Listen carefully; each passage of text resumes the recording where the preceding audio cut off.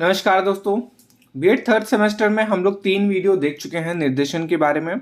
और इसी में एक और इम्पॉर्टेंट जो टॉपिक है उसका नाम है नियोजन। ठीक है, तो आज हम लोग इस टॉपिक को डिस्कस करेंगे और इसके जितने भी इम्पॉर्टेंट पॉइंट्स हैं उनको देखेंगे। ठीक है, तो काफ़ी इम्पॉर्टेंट होने वाली है वीडियो और ऐसे ही क्वेश्चन आपको एग्जाम में मिलेंगे। टॉपिक दे दिया जाएगा और या फिर इसका डिफरेंस बताना होगा। 2 शब्द होंगे, जैसे कि आप सपोज कर सकते हैं परामर्श और एवं निर्देशन के बारे में आपको बताना पड़ेगा। ठीक है, तो ये शॉर्ट नोट्स हैं और ये काफ़ी इंपॉर्टेंट होने वाले हैं आप लोगों के लिए। तो वीडियो पूरा देखिए और नोट्स जरूर बना लीजिएगा। जो भी कथन वाले क्वेश्चन है उनको लिख लीजिएगा और जो भी इंपॉर्टेंट आप लोगों को लगे कि हाँ ये इंपॉर्टेंट, वैसे तो पूरा पूरा इंपॉर्टेंट है बट कुछ और भी अगर एक्स्ट्रा करना चाहें तो और भी कर सकते हैं। ठीक है, तो चलिए स्टार्ट करते हैं। सबसे पहला जो पॉइंट दिया गया है वो है परामर्श एवं से निर्देशन सेवाओं में नियोजन जो है, नियोजन का जो स्थान है वो अत्यंत क्या है, महत्वपूर्ण है। ठीक है, अब किसने क्या बोला है उसको देख लेते हैं। सबसे पहले है हम्फ्रीज तथा ट्रैक्सलर ने कृत नियोजन, ठीक है, नियोजन की परिभाषा करते हुए कहा है कि एक विद्यार्थी की व्यवसायिक समस्याओं के समाधान में सहायता करते समय परामर्शदाता का एक मुख्य ध्येय यह होता है कि वह विद्यार्थी को उसके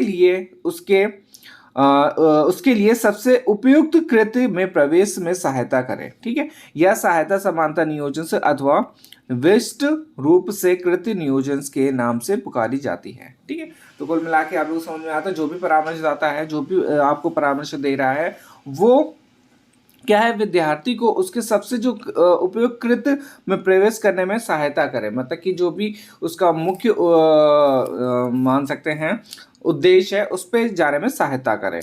फिर इसके बाद आगे दिया गया है इंग्लिश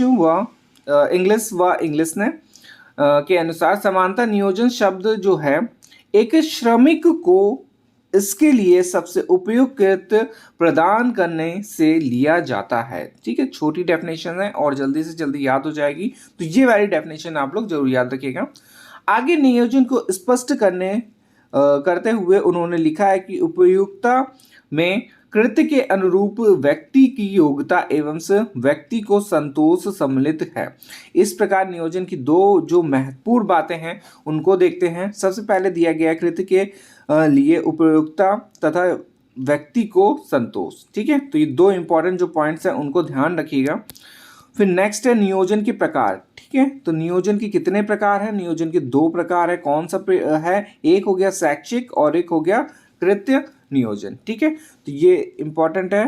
सबसे पहले कि नियोजन के कितने प्रकार है, तो नियोजन के कितने प्रकार है? 2 प्रकार है। कौन कौन से? एक शैक्षिक हो जाएगा और दूसरा कृत्य हो जाएगा।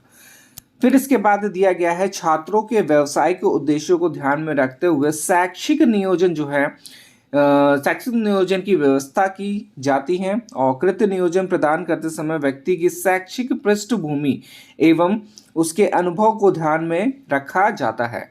कई बार व्यवसायिक नियोजन शब्द की प्रयुक्त होता है जिसका अभिप्राय समाज और व्यक्ति के हितों के अनुरूप व्यक्ति की योग्यता एवं रुचि को ध्यान में रखते हुए उपयुक्त व्यवसाय से तलाश करने में सहायता करता है। ठीक है, तो ये देखिए मेन जो उद्देश्य इसका आ रहा है, क्योंकि छात्रों को क्या है, व्यवसायिक उद्देश्यों को ध्यान में रखते हुए शैक्षिक नियोजन दिया जाता है जिससे कि वो आगे बढ़ें और अपना विकास करें। ठीक है, फिर इसके बाद दिया गया इस दृष्टि से भले ही शैक्षिक एवं कृत्य नियोजन पर अलग अलग विचार करना उचित हो, पर वस्तुतः दोनों का घनिष्ठ संबंध है, क्योंकि बिना उचित शिक्षा या प्रशिक्षण के व्यक्ति के लिए उपयुक्त व्यवसाय प्रदान करने का कार्य कठिन है। नियोजन पर शैक्षिक एवं व्यवसायिक निर्देशन के संबंध में विचार करना भी उचित रहेगा। ठीक है, और भी बात की व्यवसायिक करने के लिए या फिर आगे बढ़ने के लिए आपको उचित शिक्षा एवं प्रशिक्षण की जरूरत पड़ती है। ठीक है, जिससे भी आगे आप लोग अपना विकास करें। कोई भी काम करने से पहले आप लोग क्या करना पड़ता है, प्रैक्टिस करनी पड़ेगी। ठीक है, फिर उसके बाद आप लोग अच्छे उस पर कुशल बन जाएंगे। फिर इसके बाद कुछ इस पे दिया गया है, निर्देशन सेवा में भाग लेने वाले कर्मचारियों को 2 वर्गों में रखा गया है। ठीक है, तो कौन कौन से वर्ग है उसको देख लेते हैं। सबसे पहला वर्ग है विशेषज्ञ कर्मचारी जो प्रशिक्षित होते हैं, जैसे कि पहला दिया गया प्रधानाचार्य, अध्यापक, कैरियर मास्टर, निर्देशक और परामर्शदाता, मनोवैज्ञानिक, तकनीकी सहायक और स्वास्थ्य विशेषज्ञ, और लास्ट है शारीरिक शिक्षक। ठीक है, ये हमारे किस कैटेगरी में आते हैं? विशेषज्ञ कर्मचारी होते हैं, जो कैसे होते हैं? प्रशिक्षित होते हैं। और फिर इसके बाद सामान्य कर्मचारी जो अप्रशिक्षित होते हैं, वो कौन है? अभिभावक, माता पिता, वार्डन और पुस्तकालय अध्यक्ष। ठीक है, तो ये 3 आप हटा दीजिएगा, बाकी कितने क्या हो जाएंगे? सब प्रशिक्षित होते हैं। आप देखिए एक और इम्पॉर्टेंट, ये वाला पॉइंट काफ़ी इम्पॉर्टेंट है। निर्देशन एवं परामर्श में अभिभावकों की, जो अभिभावक होते हैं, माता पिता होते हैं, उनकी भूमिका क्या होती है? तो इस पे दिया गया है, निर्देशन का मुख्य ध्येय व्यक्ति का बहुमुखी समंजन अथवा उसके सर्वांगीण विकास के परिप्रेक्ष्य में निर्धारित होते हैं। उपयोग दोनों पक्षों पर विभिन्न कारकों का प्रभाव पड़ता है, जिसमें पारिवारिक पक्ष महत्वपूर्ण होता है और बालकों के व्यक्तित्व पर घर की सामाजिक व सांस्कृतिक पृष्ठभूमि का प्रभाव पड़ता है। उसके जीवन उपागम, मानसिक विकास, मूल्यों का आदि के निर्धारण में परिवार की मुख्य भूमिका होती है। अतः निर्देशन से कार्यक्रम में उनकी भूमिका को निम्नलिखित रूप में प्रस्तुत किया गया है। ठीक है, तो कुल मिला के इस पर क्या करा गया है कि सर्वांगीण जो विकास होता है दोनों पक्ष से होता है। सबसे पहले कि हमारा जो परिवार होता है, परिवार का जो बैकग्राउंड होता है, उस पर भी काफ़ी कुछ चीज़ें डिपेंड करती हैं। जैसे कि अगर आप लोग अच्छी, मतलब कि बैकग्राउंड अच्छा पढ़ा लिखा बैकग्राउंड होगा, तो वहाँ पे क्या होंगे? बच्चे भी अच्छे निकलते हैं। ठीक है, बच्चों का भी मन बना रहेगा, घर का जो माहौल ही वैसा होगा।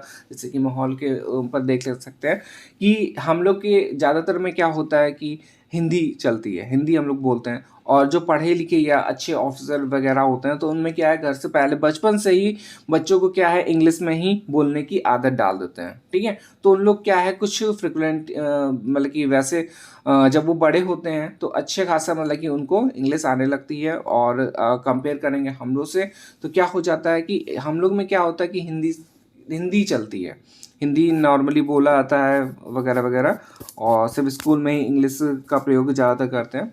तो ये थोड़ा सा डिफरेंस हो सकता है इस पर। ठीक है, अब आगे देखते हैं। इस पर जो पॉइंट्स दिए गए हैं उस पर सबसे पहला पॉइंट है, अभिभावक उपबोधक द्वारा निर्मित पात्रों या वार्ता में वांछनीय सूचनाएं सही दें। ठीक है, जो भी सूचनाएं उनको सही दें। नेक्स्ट दिया गया, बालक की भावी योजनाओं पर भी अभिभावकों का प्रत्यक्ष प्रभाव पड़ता है। वे अपनी इच्छा अनुसार बालक को व्यवसाय में जाने के लिए कहते हैं, परंतु वे बालक की रुचियों तथा मनोवैज्ञानिक पक्षों पर ध्यान नहीं देते।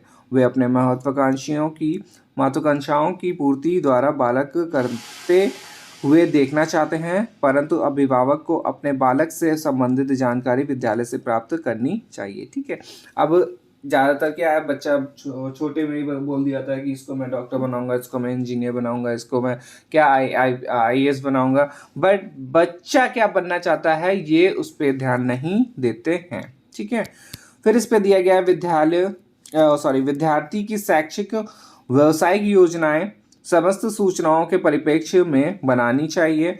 इसमें अभिभावकों का सहयोग अपेक्षित है, क्योंकि संभव है या उनकी योजना से भिन्न हो। ठीक है, फिर देखते हैं एक और इम्पॉर्टेंट, और निर्देशन एवं परामर्श में वार्डन की भूमिका कैसी होनी चाहिए। ठीक है, अभी हम लोगों ने अभिभावक की देखी है, अब किसकी देखेंगे?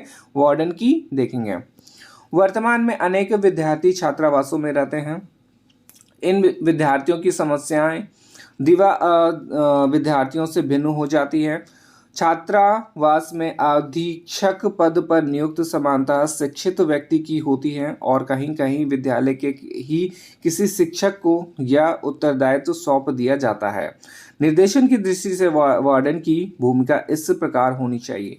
अब देखिए, यहाँ से देखिए ध्यान से, वह छात्रावास को केवल ठहरने का स्थान या समय गुजारने हेतु ही न समझे, वरन छात्रावास को ही शिक्षा व विद्वता को प्रोन्नत करने उत्तम से नेता तथा नागरिक बनाने का स्थान से स्वीकृत करें। वार्डन विद्यार्थियों के साथ स्नेहपूर्ण बर्ताव करें तथा उसमें उनमें आत्मविश्वास जागृत कर अपनी अस्मिता की पहचान बनाने में सहायता करें। ठीक है, छात्रावास कोई अलग द्वीप की भांति नहीं है, वरन से यह विद्यालय पाठ्यक्रम से तथा पाठ्य सहगामी क्रियाओं का अभिन्न अंग है। अतः वार्डन के कार्य निम्नवत होते हैं। ठीक है, तो कुल मिला के ये है कि जो भी वार्डन बने वो अच्छे से बर्ताव करे, विद्यार्थियों के साथ स्नेहपूर्ण बर्ताव करे, जिससे कि बच्चे खुश रहें और अपना जो शिक्षक जो कार्य करने आए हैं वो करें। फिर जो पॉइंट्स हैं उनको देखते हैं। विद्यार्थियों को छात्रावास के नियमों तथा परंपराओं से अवगत कराएं। ठीक है, बहुत ही इंपॉर्टेंट है, सबसे ज़्यादा इंपॉर्टेंट यही पॉइंट होता है। फिर इसके बाद अपना पढ़ाई लिखाई जो है वो तो चलती रहेगी, बट जो नियम होते हैं और परंपराएं हैं छात्रावास की वो जरूरी रहती है। तथा समूह में रहने तथा समस्याओं का समाधान सामूहिक रूप से करने में सहायता प्रदान करें। फिर इसके बाद दिया गया भावात्मक रूप से अस्थिर बालकों की सहायता करना ताकि वह सामान्य विद्यार्थियों की तरह बन सके। ठीक है, और फिर इसके बाद दिया गया विद्यालय से विद्यार्थियों के बारे में समस्त सूचनाएं संकलित करना, उनके स्वास्थ्य, उपलब्धि, व्यवहार एवं समस्याओं आदि संबंधी, ताकि वो उनके व्यवहार आधार पर विद्यार्थियों की देखरेख की व्यवस्था कर सके। ठीक है, अब इसके सबसे इम्पोर्टेंट क्या हो जाता है कि उनके स्वास्थ्य, कोई बीमारी तो नहीं है, अगर बीमारी है तो उनका थोड़ा सा अच्छे से ख्याल रखा जाए कि उसको दोबारा ना हो या फिर उसको आगे ना बढ़े। ठीक है, फिर इसके बाद जो फोर्थ पॉइंट दिया गया है उसमें दिया गया विद्यार्थियों में उत्तरदायित्व की भावना विकसित करने हेतु उन्हें छात्रावास में विभिन्न समितियों का निर्माण कर कार्य सौंपना। और फिफ्थ में दिया गया है आवश्यकता पड़ने पर विद्यार्थियों को जो विशिष्ट समस्या या रोग से ग्रसित हो विशेषज्ञों के पास रेफर करना। ठीक है, टाइम मतलब कि दिखाना उनको। और छात्रावास संबंधी विद्यार्थियों द्वारा अनुभूत समस्याओं पर गंभीरता से विचार करके समाधान करने का प्रयास करना। फिर इसके बाद दिया गया विद्यार्थियों से पारस्परिक सौहार्दपूर्ण संबंध बनाए रखना ताकि वे घर जैसा माहौल छात्रावास के में अनुभव कर सके, ताकि अपनी भावनाओं को निसंकोच वार्डन से कह सके। ठीक है, एक ये सबसे अच्छा रहता है कि वार्डन से या ऐसा माहौल बनाना जिससे कि वो घर जैसा महसूस कर सके और अपनी बात वार्डन से शेयर कर सकें। फिर इसके बाद पॉइंट दिया गया है विद्यार्थियों में आत्म अनुशासन, पहल करने की क्षमता और दूसरों के साथ मिलजुल कर कार्य करने की प्रवृत्ति को प्रोत्साहन दें।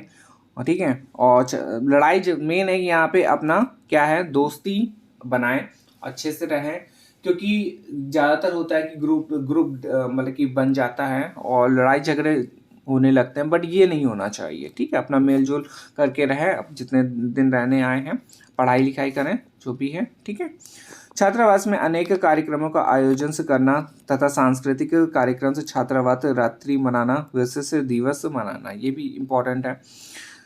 और फिर इसके बाद लास्ट पॉइंट है कमजोर शर्मीले अंतर्मुखी विद्यार्थियों को सुरक्षात्मक वातावरण से प्रदान करने में सहायता किसी विद्यालय के निर्देशन सेवा के संगठन की देना। ठीक है, तो ये हमारे कुछ इंपॉर्टेंट पॉइंट्स हैं और ये काफ़ी मतलब कि इम्पॉर्टेंट है क्योंकि इसी से ही एग्ज़ाम में पूछा जाएगा। ये सारे वर्ड्स आपको दिए जाएंगे और इसी के बारे में आपको लिखना पड़ेगा। ठीक है, तो इस वीडियो को आप लोग देख लीजिएगा, नोट्स बना लीजिएगा। नोट्स बनाने के बाद जब एग्ज़ाम हो तो उससे एक बार रिवीजन देखिए, मस्ट है।